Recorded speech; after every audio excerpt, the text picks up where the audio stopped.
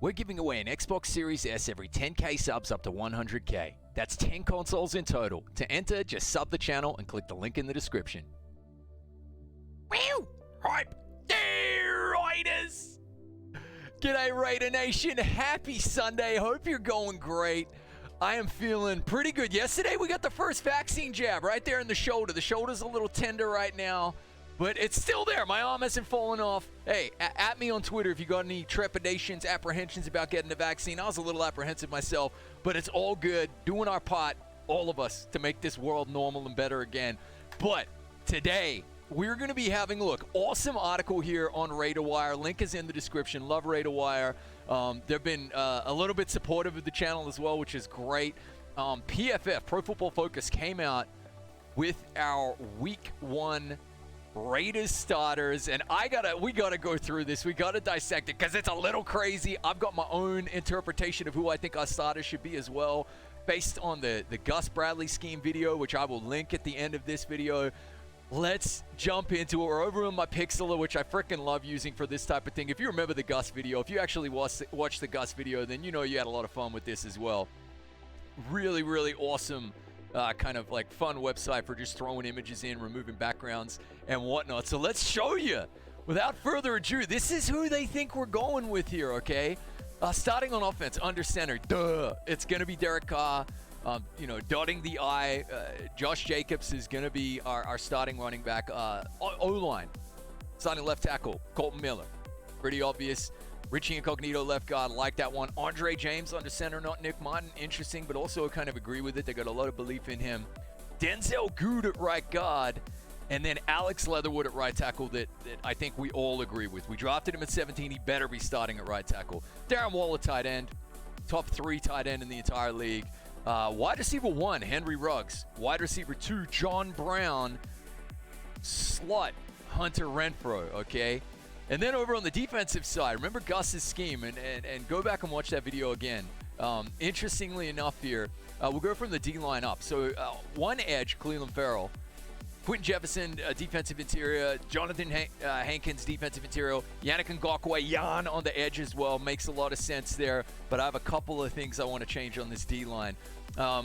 Moving to the next level, Nick Kwiatkowski, Corey Littleton, linebackers. Making a lot of sense as well, okay? Trayvon Morik. Pronouncing it correctly. Apparently. Not the European way of saying it, but he wants it said that way, so we're going to say it. Free safety. Makes a lot of sense. He'll actually be playing middle of the field safety, a lot like Earl Thomas III used to do in Seattle for the Legion of Boom. Jonathan Abrams, strong safety. Like that one as well. Apparently coming along really brilliantly already in the offseason. On the outside, Casey Hayward. Interesting enough, corner 1.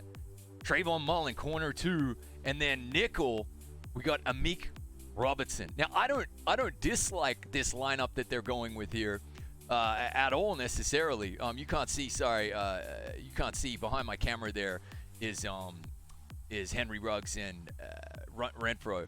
But let me tell you what I think is actually going to happen in the final kind of evaluation and final estimation, if you like. Right?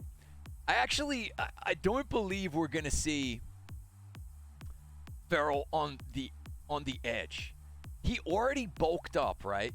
He already bulked up 13 pounds over the last offseason to play interior in Marinelli's defense, right? And I think he gets even bigger. Now, he was already underweight for an edge and definitely an interior defensive lineman, and that's one thing that I do agree with.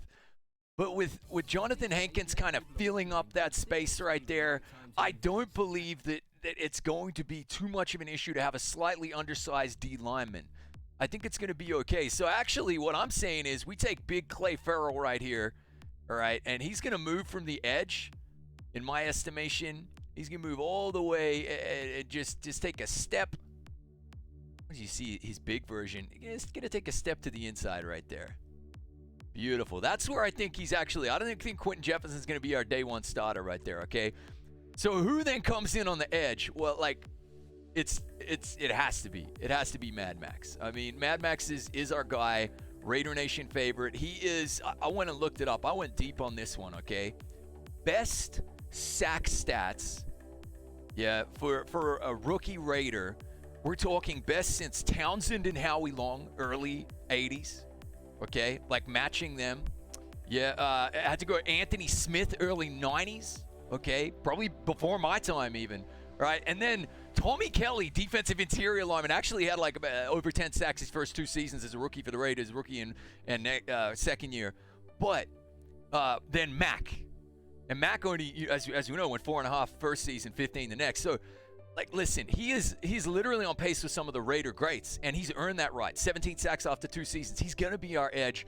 I think Cleveland Farrell can play the interior, and that is a nasty. Cleveland Farrell is like a workman. He's not going to blow anybody away. Probably went too high in the draft, but he is very, very professional, technique-wise, very driven. So, and I think he's going to bulk up.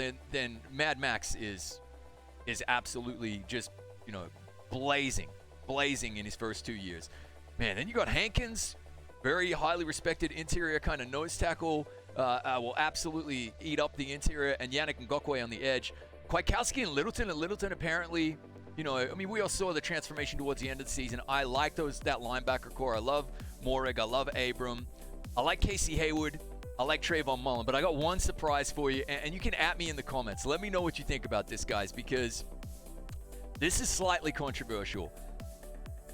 My notes on this decision, who I think will actually be our nickel starter day one, is that looking at our schedule, and I'm going to be releasing a schedule video soon, a super hot take on what our win-loss is going to be later next week. But I actually think it's going to be Divine Diablo. And I think Divine Diablo has the athleticism, 4.45. Definitely has a nose for the ball as well, 4 career ints in university, right? And 4.45, 220 plus pounds, might even get 230. So they're saying he's a safety linebacker hybrid, but he has the athleticism and the coverage ability.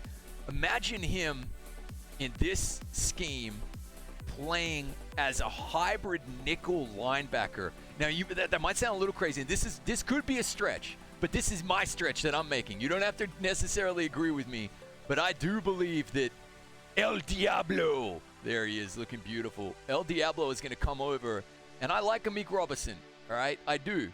I like Arnett as well, and I'm changing my tune a bit, but now we drafted this guy. I think he sits there. Why?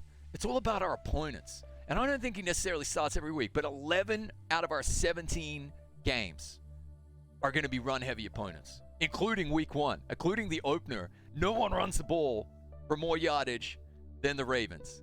So I'm fully expecting that he will be the starter right there as basically a nickel and a third linebacker on the field all at once.